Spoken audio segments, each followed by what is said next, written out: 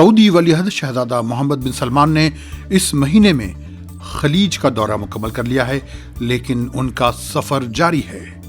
اس پر بات کریں گے عرب دیس کے نئے سیکشن لک ویسٹ میں، لیکن پہلے اہم خبریں۔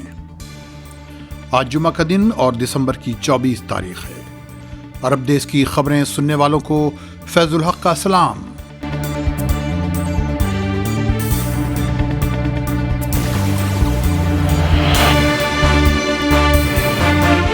سب سے پہلے امارات نے کینیا، تنزانیہ، ایتھوپیا اور نائجیریا سے آنے والی تمام فلائٹس اور ٹرانزٹ مسافروں کے داخلے پر پابندی عائد کر دی ہے۔ اس فیصلے پر شنبہ یعنی سنیچر 25 دسمبر سے عمل درآمد شروع ہو جائے گا۔ تاہم امارات سے ان 4 ملکوں کا سفر کرنے پر کوئی پابندی نہیں ہے۔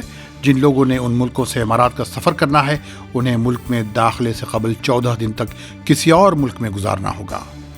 اسی طرح یوگانڈا اور گھانا سے آنے والے مسافروں کو روانگی سے 48 گھنٹے قبل کیے گئے PCR ٹیسٹ کی نگیٹو رپورٹ اور روانگی سے 6 گھنٹے قبل ہوائی اڈے پر کیے گئے ریپڈ PCR ٹیسٹ کی رپورٹ لے کر ہی روانہ ہونا ہوگا۔ امارات میں کورونا کے کیسز روزانہ 1000 سے زیادہ ہو رہے ہیں۔ جمعرات کو 1002 کورونا کے کیسز سامنے آئے۔ پرانے مریضوں میں سے 339 شفا یاب ہو کر اسپتال سے گھر گئے اور کورونا سے اس دوران کسی کی موت کی کوئی خبر نہیں ہے۔ دبئی پولیس اور انسداد منشیات کے محکمے نے 1.5 لاکھ سے زیادہ نشاور کیپٹاگن کے ٹیبلٹس اسمگل کرنے کی کوشش ناکام بنا دی۔ اس کی بازار میں مجموعی قیمت 5 کروڑ 85 لاکھ درہم کے قریب بتائی جا رہی ہے۔ اس جرم میں 4 غیر اماراتی عرب کو گرفتار کیا گیا ہے۔ اس گرفتاری کے پورے آپریشن کو آپریشن 66 کا نام دیا گیا تھا۔ کیپٹاگن کے ٹیبلٹس پلاسٹک کے بنے نقلی لیمون کے اندر رکھے ہوئے تھے اور انہیں اصلی لیمون کے ساتھ ان کے کارٹن میں رکھ کر امارات داخل کرنے کی کوشش کی جا رہی تھی۔ دبئی کے پھولوں کے بازار ستوا میں کرسمس ٹریز خوب فروخت ہو رہے ہیں۔ کرسمس کے تہوار کے موقع پر روایتی طور پر سجانے کے کام آنے والی یہ درخت ڈنمارک، کینیڈا اور امریکہ سے امپورٹ کیے جاتے ہیں۔ چونکہ کورونا کی وجہ سے گزشتہ 2 سال سے لوگ کرسمس کا تہوار دل بھر کر نہیں منا سکے تھے، لہذا اس بار اس کی تھوڑی گنجائش محسوس کی جا رہی ہے۔ لہذا کرسمس کی تیاریاں زوروں پر ہیں۔ احتیاطی تدابیر کی بھی بار بار یاد دہانی کرائی جا رہی ہے۔ 2 فٹ کے کرسمس ٹری کی قیمت 250 درہم سے 2000 درہم تک پہنچ گئی ہے۔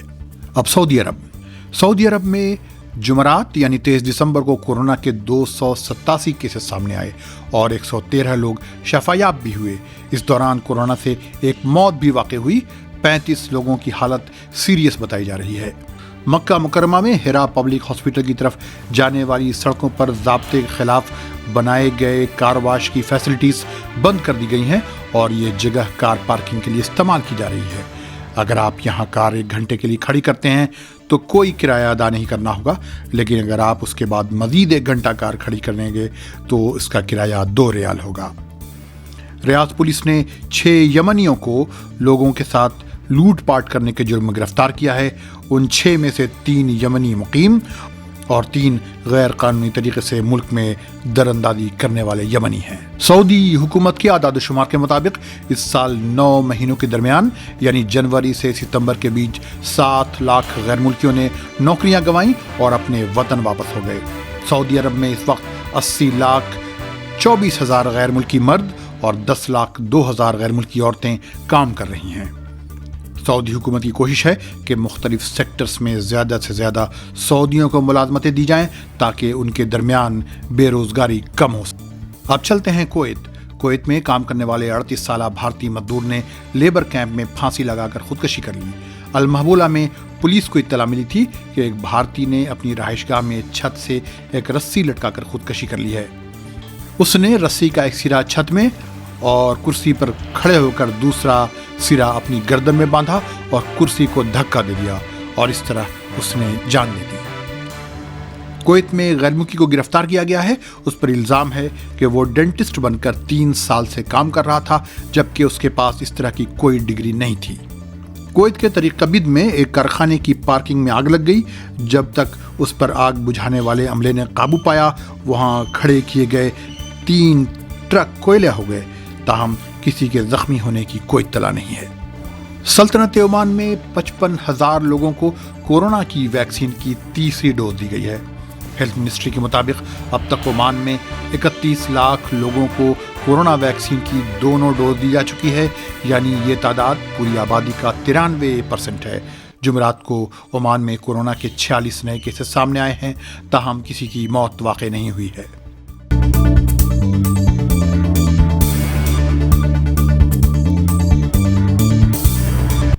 قبل اس کے کہ ہم آج اس بلیٹن کے نئے سیکشن لک ویسٹ میں چلیں، اگر آپ نے اب تک یہ چینل سبسکرائب نہیں کیا ہے تو اسے سبسکرائب بھی کر لیں اور ساتھ میں بیل آئیکن پر بھی کلک کر دیں تاکہ آپ کو اپڈیٹس وقت پر ملتی رہیں۔ سعودی عرب کے ولی عہد شہزادہ محمد بن سلمان نے حال ہی میں خلیج کے 5 ملکوں کا دورہ کیا۔ انہوں نے اس دورے کا آغاز 6 دسمبر کو کیا اور سلطنت عمان کے دارالحکومت مسقط پہنچے اور اس کے بعد امارات میں ابوظبی اور دبئی کے بعد قطر، بحرین اور کویت بھی گئے۔ یہ دورہ 10 دسمبر کو مکمل ہو گیا۔ یہ دورہ اس وقت کیا گیا جب 14 دسمبر کو سعودی عرب میں خلیجی مجلس تعاون یا GCC کا سربراہ اجلاس ہونا تھا۔ ٹھیک اسی طرح جیسے اس سال 5 جنوری کو سعودی عرب کے تاریخی مقام العلا میں GCC کا ایک سربراہ اجلاس ہوا تھا، جس دوران قطر کے خلاف 4 سالہ پابندیوں کو ہٹانے کا ایک معاہدہ ہوا تھا۔ اس سال کا خاتمہ بھی سعودی عرب میں اس علاقائی تنظیم کی سربراہ کانفرنس کے ساتھ ہوا، لیکن اس دوسرے سربراہ اجلاس کو شہزادہ محمد بن سلمان کی اس پورے علاقے میں اپنی ساکھ بنانے اور اس کی بنیاد پر بین الاقوامی مقام حاصل کرنے کی کوشش کی ابتدا قرار دیا جا رہا ہے۔ شہزادہ محمد بن سلمان نے اپنے خلیجی دورے میں ان تمام 5 ملکوں کے سربراہان اور سینئر لیڈران سے ملاقاتیں کی تھیں اور 2 طرفہ دلچسپی کے معاہدوں پر دستخط بھی کیے تھے۔ اس دورے نے شہزادہ محمد بن سلمان کو علاقائی پالیسی میں اپنی ساکھ قائم کرنے کا موقع دیا ہے۔ جب اکتوبر میں دارالحکومت ریاض میں مڈل ایسٹ گرین انیشیٹو سمٹ ہوئی تو وہاں بھی شہزادہ محمد بن سلمان سعودی عرب کے بڑے علاقائی لیڈر کی حیثیت سے نظر آئے تھے۔ خلیج کا یہ دورہ اس وقت ہوا ہے جب اس علاقے کے 2 بڑے لیڈران سلطنت عمان کے سلطان قابوس بن سعید اور کویت کے امیر صباح الاحمد الجابر الصباح نہیں رہے ہیں۔ اس سے قبل 2018 میں جب سعودی ولی عہد شہزادہ محمد بن سلمان نے کویت کا دورہ کیا تھا تو قطر پر پابندیوں کی وجہ سے اختلافات کی وجہ سے کویت کا دورہ بیچ سے ہی مختصر کر کے لوٹنا پڑا تھا۔ سعودی عرب اور قطر کے درمیان اختلافات نے خلیج کی اندرونی سیاست پر اثر ڈالا تھا، اور اب جب کہ دونوں ممالک دوبارہ قریب آ رہے ہیں، اس علاقے کی جیو پولیٹکس کا نقشہ بھی بدلتا نظر آ رہا ہے۔ بحرین اور امارات کے برخلاف قطر کے رشتے سعودی عرب سے بہتر ہوتے جا رہے ہیں۔ ایسا لگ رہا ہے کہ خلیج کے بیشتر ممالک ولی عہد شہزادہ محمد بن سلمان کو لیڈر کی حیثیت سے قبول کرنے لگے ہیں، جبکہ امریکی صدر جو بائیڈن کا موقف اس بارے میں مختلف ہے۔ بتایا جا رہا ہے کہ قطر نے افغانستان کی سیاست میں کامیابی حاصل کرنے کے بعد سعودی عرب اور ترکی کو بھی قریب کرنے کی کوششیں تیز کر دی ہیں۔ ترکی امارات کے درمیان اختلافات اب معاشی مفاد کے تحت پسے پشت جا رہے ہیں، لیکن اگر ترکی اور سعودی عرب قریب آ گئے تو اسلامی تنظیم تعاون یا OIC کی سیاست ایک الگ رخ اختیار کر سکتی ہے، اور ولی عہد شہزادہ محمد بن سلمان خلیج کا ایک طاقتور چہرہ بن کر ابھر سکتے ہیں۔ یہ ان کے لیے بین الاقوامی سطح پر لانچ کا ایک مرحلہ ثابت ہو سکتا ہے۔ منزل اب بھی دور ہے اور شہزادہ محمد بن سلمان کا سفر جاری ہے۔ ملتے ہیں اگلے بلیٹن میں۔ خدا حافظ۔